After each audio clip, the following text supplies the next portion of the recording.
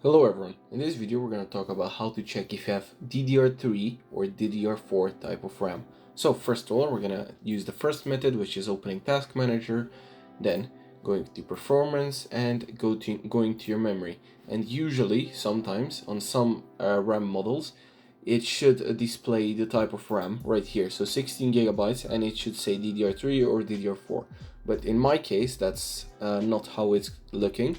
So we're just gonna go press Windows R, type in CMD, then we're just gonna type in wmic memory chip get memory type. So once you've done that, it should display a number. So in my case, it's 0, which is not working, but in your case, it could display 20, 21, 24, or a bigger number. I believe 24 is DDR3 and then 26 is DDR4.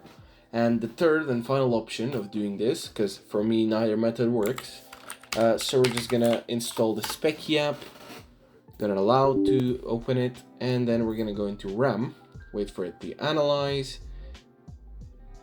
and then we're gonna see the type. And if in my case I have DDR4 RAM and 16 gigabytes of it. Anyways, that's pretty much it. Thanks for watching. Make sure you leave a like, share and subscribe, and see you in the next one. Goodbye.